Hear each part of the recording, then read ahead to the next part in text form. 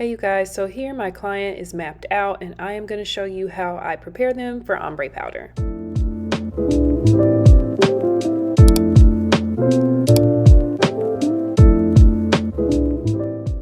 So I mapped my client out with some pre-marked string, and this helps create really straight lines so that when I'm going in with my Sharpie marker pencil, I really am just defining that line that was already created from the string. Because the tip of this pencil is flat and about 2 to 3 millimeters long, I want to be sure to move slowly so that I don't create thick, harsh lines or smudge the pencil onto other areas of the skin and mess up the shape that we're trying to create. A really good pro tip when you're outlining the brow, so the skin isn't so pliable and moving around a lot, you want to use that 3-point pull and really make sure that the skin is taut and tight when using your pencil. Now that the outline is completed, I'm going to go in with my water wipe and remove any excess lines that are present from the mapping process. Now you have some artists who would suggest to just start the outline at this point, but for me personally and from my experience, clients aren't really great at seeing the potential of the eyebrows or the shape with just the outline, and just having the outline sometimes leaves them confused and they're unable to get a full idea of what the brows are going to look like once they're completed. The cool thing about these pencils also is that you can find them in many different colors. So for instance, my client has melanated skin, she has dark brown hair, so I'm using a black pencil. Now you can soften this black by your pressure and also by using a spoolie once you're finished filling them in, and that will definitely soften the color so that it doesn't look so dark and harsh and potentially shock your client. The spoolie is a really amazing tool to use whether you're doing a general brow shaping and fill-in or if you're doing a pre-draw. It really helps to soften the color, to blend out any harsh lines that you might have created when you're filling the brows in.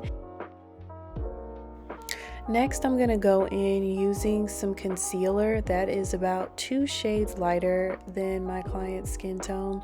And the reason that I prefer using concealer is because I want to give them a result with the pre-draw that's more comparable to an everyday fill-in, just so they get a more realistic outcome. Applying a white pomade or things of that nature is very helpful for the technician, but sometimes for the client it can be very jarring and just a lot going on, and it really makes it hard for them to be able to see the potential of this design that you've created. The purpose of the concealer for me is to have that contrast of dark and light so that when I am using my single needle cartridge to outline, I have a clear visual of where it is that needle needs to go.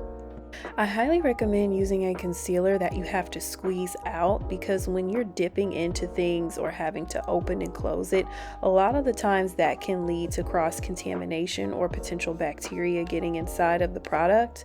So when I'm using my concealer, I squeeze out onto my glove, and then I am using a clean and sanitized brush, and I am dipping and applying the concealer onto the brow to really define it so that my client can see a very precise, clean shape.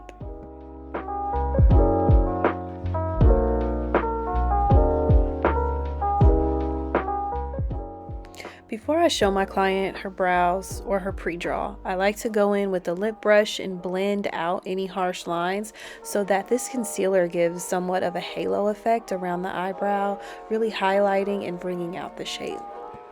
I never do both brows prior to showing the client, because if they're unhappy with the shape, then I'm going to have to remove everything that I've carefully done. So I always do one, show the client, and I'm sure to mirror that on the opposite side so that when we move forward, we are clear that she is happy with what we created. So listen to how I speak to my client once I give her the mirror to take a look. It looks very good. And you have hair there. Like, your brows are really full. They're just patchy in certain areas. So as you can see over here, I lifted your tail up because your dip is like right in here. Right, that's why I don't have a real arch. Yeah. So we kind of did that over here and lifted it up, so now it's nice and rounded. No, that's pretty. Looks beautiful. All right, I'll do the same thing to the other side, and then I'll show you, and then we'll hop into it. Okay. So here both brows are mapped out and the client has agreed to move forward with the shape. So we are going to start the outlining process. I am using the opposite hand of the machine to pull the client's skin towards myself to hold the skin taut. I'm using a pendulum swing with a motion of about 4 to 5 millimeters, and I'm going over each stroke about 3 times prior to moving forward. A common mistake that most beginners make when doing ombre powder and outlining the brows is that they move very slowly and have their machines turned up pretty high when doing an outline.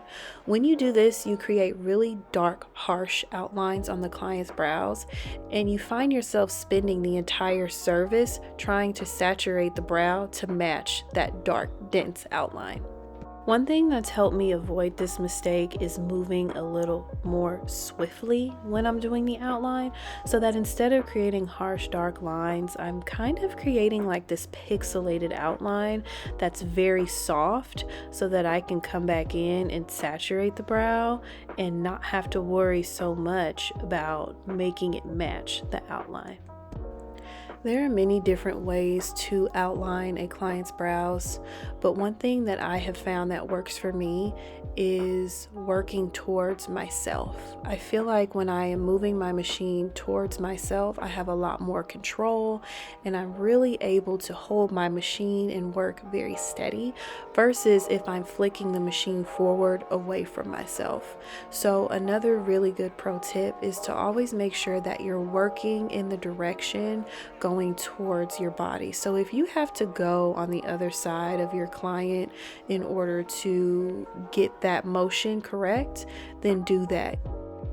Another quick pro tip I want to talk about is creating that gradient in the front of the client's brows. You want to move faster and do quicker motions so that you can build that gradient and avoid harsh, dark outlines in the front of the brow where it's supposed to be soft.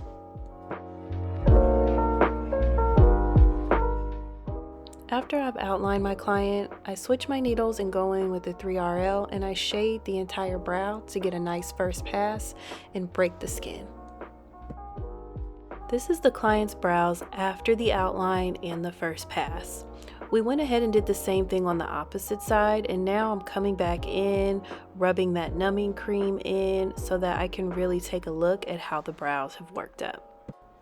After that first pass, I like to go in and brush the brows, look and see if there are any individual hairs that are falling outside of the new brow design, and really just make sure we have a great shape and a defined outline for the rest of the service.